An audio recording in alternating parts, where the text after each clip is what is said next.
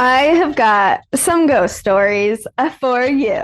I feel something crawl into the bed with me and it starts to spoon me. There was a time where I would be in bed falling asleep and I would hear my name being called. Different voices call my name. Poof, the person disappeared right in front of our eyes. And we were both like, did you see that? There was this figure of a woman. Her skin was bluish and her hands were clawed and her mouth was wide open. So that is my ghost story.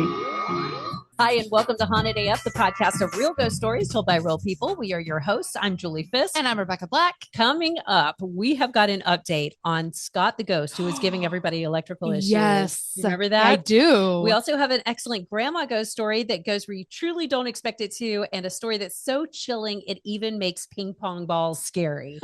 Okay, I can't wait to hear that. First, we have to say thank you to Jennifer Duras, who became our annual patron. Thank you so much. Remember, you guys can save a little bit of money because it's only $5 a month, and we've got years of exclusive content over there. It's also a really easy way to support the show. And if you don't have cash on you, it's okay. All you have to do is give us a 5-star review on our Apple Podcast. Oh, yeah. We definitely love those. So we have to explain something really quick. We are back to taping at my house in my office, and we literally have like a junky setup. We have a green sheet, a bed sheet hanging over a laundry rack behind us, which is why things might look a little weird. And also why Rebecca and I are so terribly uncomfortably close to one another. I literally have my arm around you. We are so close. It's like, we're officially cheating on our husbands at this point in time. So also we need to say big thanks and love to our friend. Oh my gosh. Michelle Gautieri. Michelle. Who made these amazing mugs. As I hit my microphone. I know. Well, again, we're so close. We are very close. Look how cute these are. You know what? And since they're green, I bet that it's just going to blend right into the green screen. Okay, so let's hold it in front of our faces. So it won't be so bad. Maybe. Thank you for that, Michelle. We also have a couple of updates from listeners. So, where are we? The first one came from someone who had information about the flies who were not moving in the last episode. You remember those things? Yes, I do. So I hate myself because I can't find the damn email or the name of the person who sent it, but they told us about cluster flies, which are larger than house flies. Okay. So cluster flies hibernate, and when they wake up, they're really slow moving and weird. And what that story described was typical cluster fly behavior. So she caught them right as they were coming out, emerging from hibernation. Right. Which is why the dogs were being weird. So boo. Yeah. But we got an answer for that one. Yeah. Okay, fine. So we actually have an update on Lionel's story from last week. If you'll remember, Lionel's dad was conducting seances around the table, which would spin. So we looked it up and we found out that table turning or table tipping was common during the days of spiritualism, like in the mid 1800s. They would sit around these small tables and the person conducting the seance would use their foot or sometimes even a ring to make it spin. Now, Lionel did say that he thought the table was being manipulated by his dad, but it does make you wonder why it got so crazy that last night they did it. Yeah. It was 3 tables that they broke? 3 tables. Yeah. And 2 of them were the kind of round, smaller tables. Right. And then one was like a 4-legged table. Like a big one. Yeah. We also asked our patrons recently about additional content ideas because we're releasing weekly episodes continuously after October, and we need all kinds of content. Like we're going to do the dream analysis. I can't wait for that. Okay, that's coming up in just a bit. One of our patrons, Susan Nulicki, said, I would be interested in hearing other mythical or traditional stories. Like all over the Arctic, there are stories of little people, the Kalapilluit. There's scary creatures that hide in ice banks and take children who shouldn't be playing there. We can't whistle outside or play with our zipper when the northern lights are out because they'll cut off our heads and play soccer with them. What? We also heard that there were giants living in the Arctic who were gentle and they disappeared when the Dorsets arrived. These stories pass from generation to generation, but I don't see them in modern ways like podcasts or shows. I love all the mythical creatures that she just named. I know. I need to know about all of that. I'm sure there are other legendary mythical stories in the world. And again, that's from Susan. This is an excellent idea. We love it. So if there are stories like that from your home or your region or something, please let us know. Also, if there was just a weird thing that your dad told you about when you were a kid, like my husband used to always tell our kids about the Boo Bear that lived in the attic. Oh, okay. The Boo Bears like to eat pickles. So if you smelled pickles, it meant that a Boo Bear was somewhere. out. Okay, finally, we have an update from Heidi, and that is about Scott, the technical difficulties ghost, which happened not that long ago. She says, ladies, all caps, y'all. Ladies. A lot has happened since my last email. I heard the episode with my story a while back and was thrilled that I didn't sound like a complete dork. Yep, Never. you did not. I was also kind of freaked out that you experienced so many glitches. I even noticed a glitch in the YouTube video just before the end of the segment. I didn't catch that. Woo! Damn you, Scott. Unfortunately, the museum building was closed permanently about a month before you aired my story. Oh no. The theater is now stripped of its equipment. So if Scott's still there, there's not much he can screw up anymore. That kind of makes me sad. It makes me sad too. He's like lost his purpose. Yeah.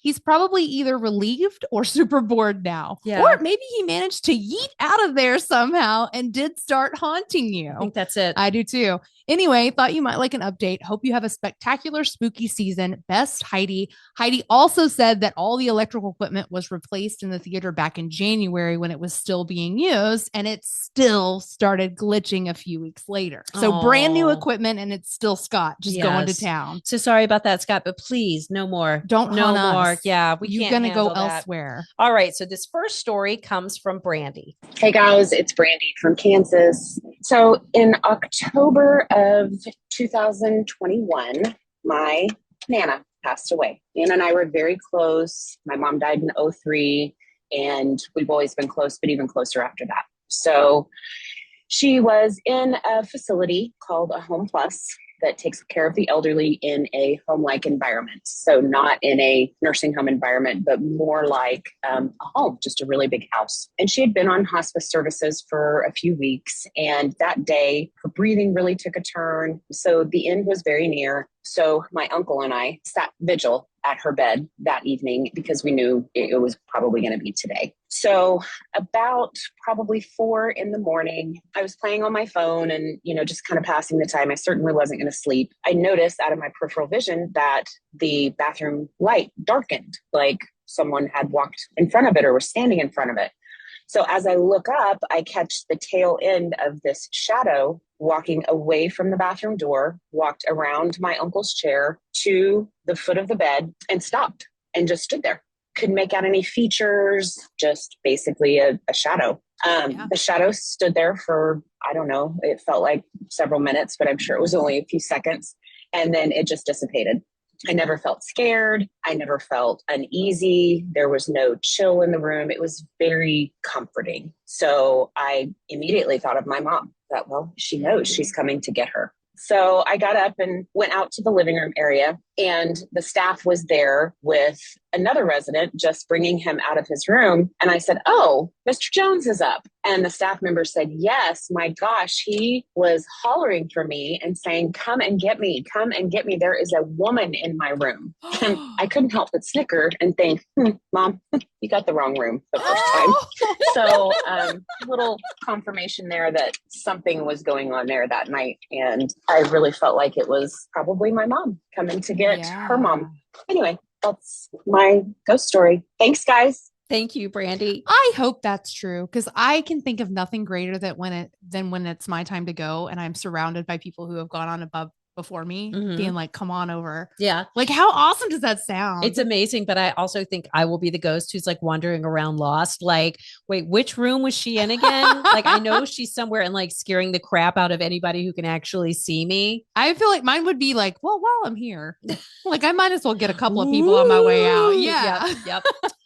So it's time to do our dream analysis. Yay. And sadly, we still don't have a name for the segment. So Rebecca, read out some of our favorites so far. are. Okay, the ones we like the most: Dream Detectives, The Dream Lab, Beyond the Pillow, which is what we should title this episode because we're so close. We're so close. I know. And Sleep Stories. We also got one patron vote from Brandy for Night Vision. Yeah, Brandy, who just told the story. Oh, I didn't make that connection. I am stupid. I'm wondering which one do you like out of those? Out of these, man, I like Dream Detectives, I think. I really like Dream Detectives, but you're right. Beyond the Pillow just sounds so dirty. I feel like we could get some major listens because people are going to think it's something else and then be highly disappointed when they get in like, oh, it's about dreams and not pillow talk stuff. I don't know. Maybe we could be like Dream Detectives Beyond the Pillow. Beyond the Pillow. Is that what it was? Okay. Yeah. Dream Detectives Beyond the Pillow. There we go. There it is. I like that. Oh, now we need a theme song if anybody wants to help with that. So, okay. But to the dreams themselves, Rebecca dreamt that an alien had its finger deep in her ear and was tickling her brain. Like scramble brains. Yeah. So she had a massive headache the whole next day. So I feel pretty certain that she was just probed. I mean, I might have been. I don't know. I really can't say. You dreamt it was an alien finger. You were simply being probed. To the point, though, like I woke up. Like it was one of those startling dreams where it freaked me out enough to like wake up in bed. Totally probed. But I did feed your dream. No satisfaction, though. Into an AI dream interpreter. And these are the answers that I got. So fingers often symbolize the act of manipulating something, while the ear represents listening or perception. So an alien touch in your ear could suggest that you are receiving unusual or unexpected messages or insights, which might feel uncomfortable.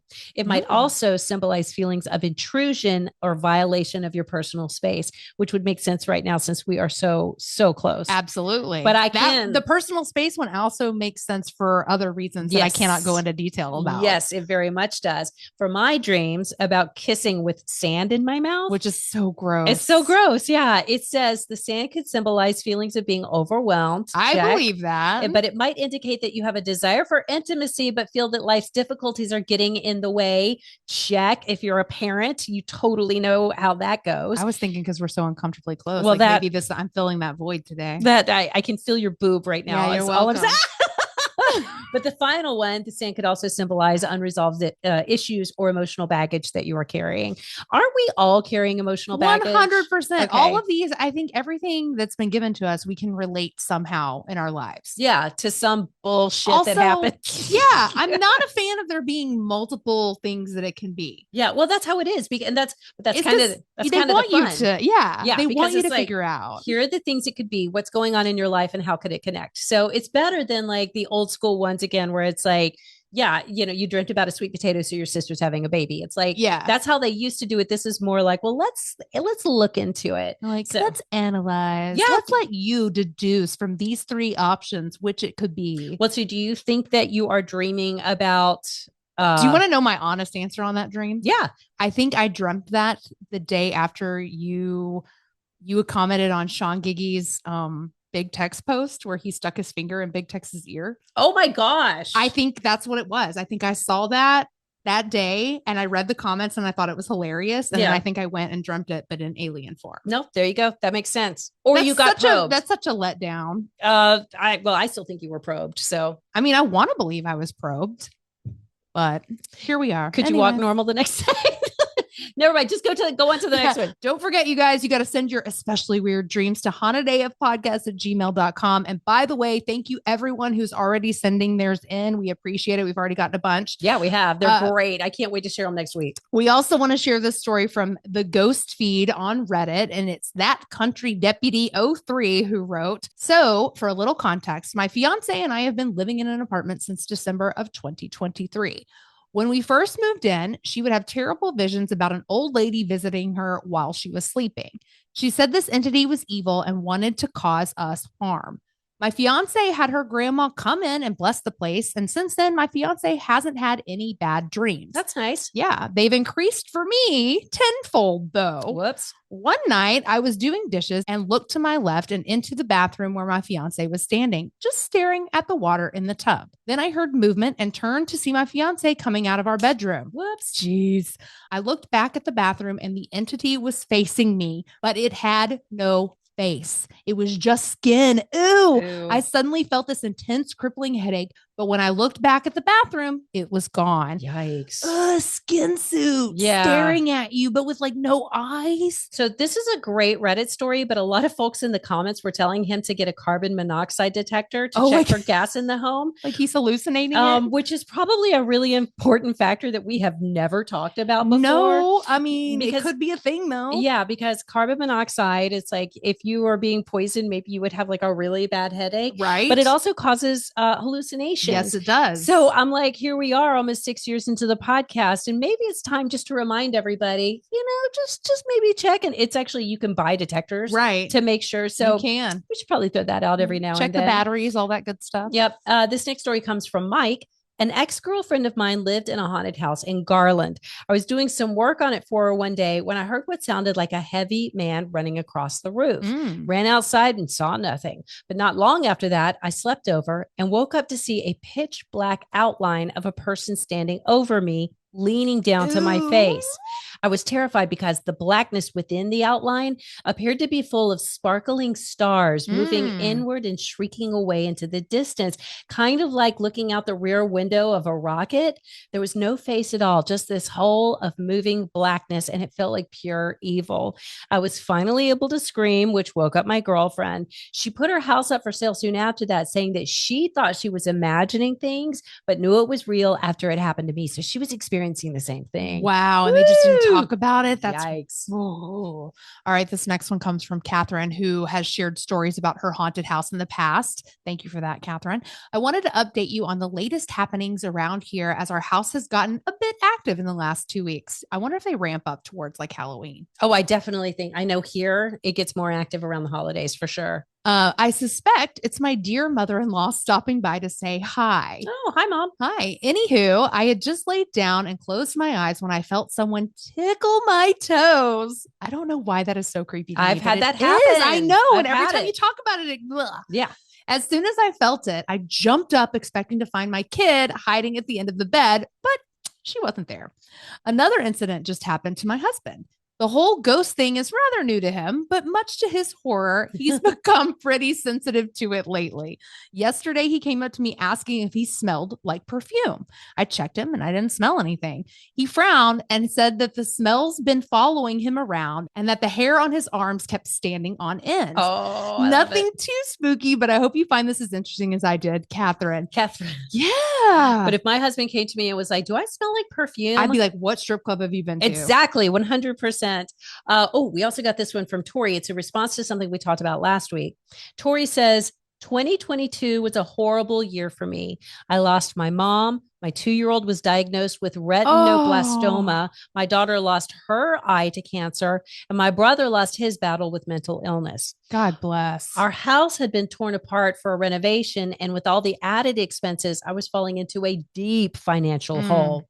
I decided to call the bank about a loan and was on the phone when it suddenly went silent, like it had been muted.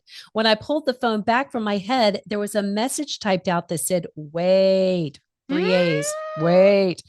The message was actually in a conversation with my brother's ex-girlfriend, whom I hadn't texted in years. It threw me off so badly that I hung up on the bank. I let it sit for a few days just to see if anything would happen. And sure enough, my brother's job paid out his life insurance and pension. It was enough to pay off everything, including our mortgage. I think maybe my mom and brother wanted me to know that they were looking out for me.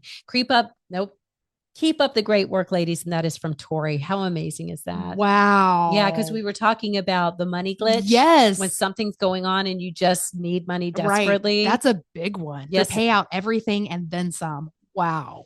Creep it real, y'all. All right. So for this final story, we're just going to let her introduce herself.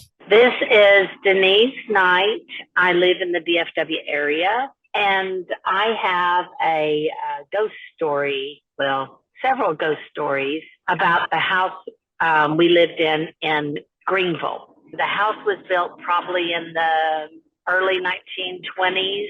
Beautiful little cottage house, big windows.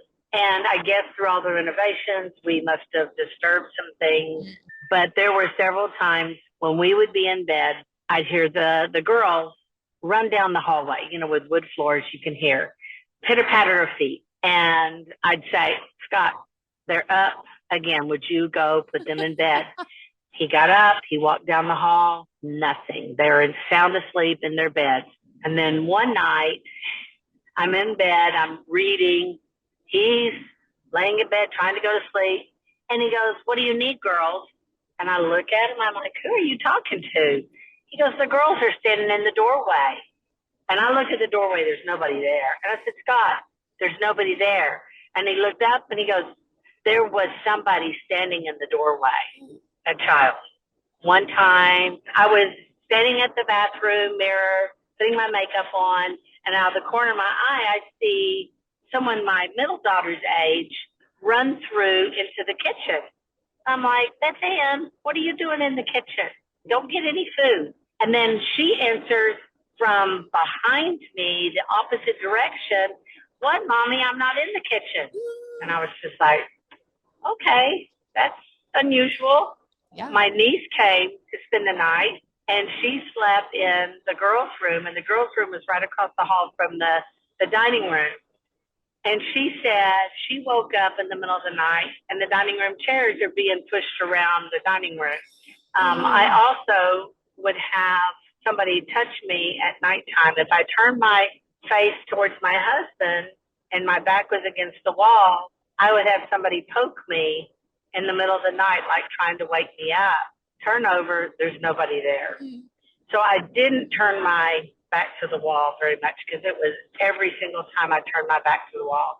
If I was facing the wall, it never happened. There was a story when my oldest, she was probably early high school age, we had gone on to church, and Becca was in the bathroom. We had gotten a new puppy at the time, and it was barking and barking and barking.